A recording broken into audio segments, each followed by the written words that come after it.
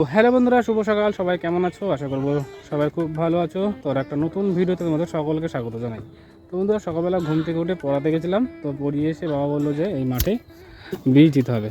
তো সেই কারণে বীজ দিতে এসেছি। যাই হোক, জমিতে বীজ দেওয়া হয়ে গেছে।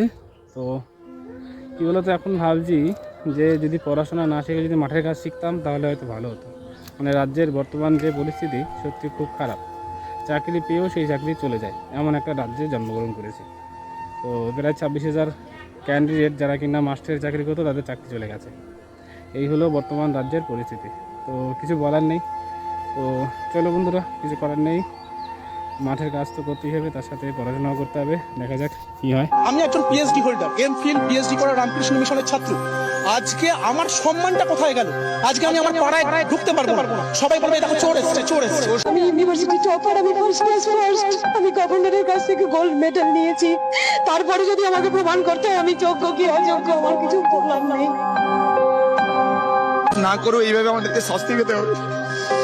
আপনি রাতারাতি আমার পুরো পৃথিবীটা কেড়ে নিল। আমরা কোনো অন্যায় করলাম না, তারপরে আমাদের কেন নিতে হবে? জানি না, আমার আমার হয়তো করতে হবে। আমার ছোট 3 বছরের বাচ্চা আছে। আপনি রাতারাতি আমার পুরো পৃথিবীটা কেড়ে নিল। করতে হবে আমার সবাই বলবে দেখো চোর এসেছে, চোর এসেছে। না, এর থেকে সুপ্রিম কোর্ট পারলে আমাদেরকে মৃত্যুদণ্ড দিতে। তো বন্ধুরা, চাকরি পেয়েও যাদের ভবিষ্যতের কোনো ঠিক ঠিকানা নেই, আমরা হলাম এখনও বেকার, আমরা এখনও চাকরি পাইনি, তাহলে আমাদের এই রাজ্যের অবস্থা কি, মানে আমাদের ভবিষ্যৎ কী হতে চলেছে বুঝতে পারছো তো?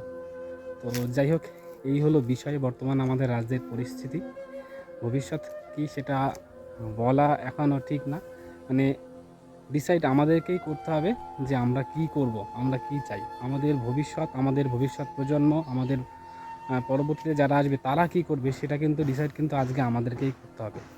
তো যাই হোক, কমেন্ট সেকশানে নিজের মতামত অবশ্যই প্রকাশ করে যাবেন। তো দেখা হচ্ছে আবার একটা ভিডিওতে।